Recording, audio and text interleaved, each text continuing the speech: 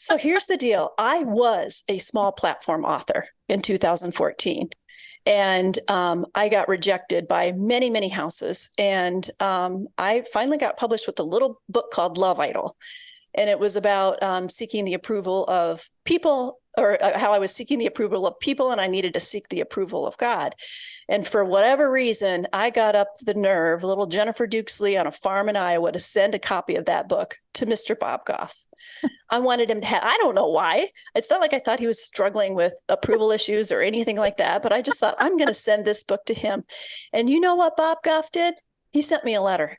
I will never forget it. And I was looking through my files for this 10-year-old letter that I so badly wanted to hold up and say, Bob, thank you for that. It was handwritten from like Tom Sawyer Island or wherever you do your office hours, right? Yes. Oh, that's great. I'm so glad that you did that and then followed the next thing. It raises a point about having people that are good at cheerleading around you, positive voices in your life that are even people that you haven't met before. Just find, and that not just find those people, but then be that person. Absolutely. Yeah. And I feel like that's what I get to do now as an acquisitions editor, is be that person to a small collection of authors that I work with through the process. So Love Idol came out. It was a traditional trade book, and a trade book is a book that has a lot of words and chapters in it. A typical book. And then I had another book like that, and I had another book like that. And along the way, thankfully, there were people like Bob Goff, helping and walking with me and supporting me and encouraging me. And as I got a few steps ahead in the journey, I was able to turn around and do that for some people who were just starting. And then I began to decide that I'm just going to have more fun with my writing. I'm just going to have fun. I'm just going to do something that just feels fun. And I came up with this idea of Stuff I'd Only Tell God.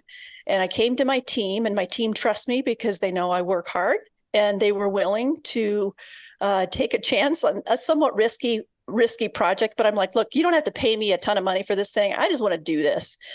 And it's a guided journal of courageous honesty, obsessive truth-telling, and beautifully ruthless self-discovery. That's a mouthful, but I love that That's a subtitle. But it's basically a book that's half written, because I wrote the prompts, and the way the thing turns out is, after it gets into your hands, how you're going to answer all of these kinds of questions in there, which I also think is a really good practice for writers, by the way. I think this would be a great book for you to get the juices flowing and thinking about different kinds of questions that can inform your own books, your own social media posts, and that kind of thing. So as I was putting this book together, I sat in my sunroom, and I just find myself giggling, and I'd be like, God, can I really say that? Can I really ask that question in a Christian book? And I'm like, yeah, let's just do it and see what happens. So there was such a freedom. Like, there wasn't a rule book, and I wasn't feeling constrained by what I thought the marketplace wanted.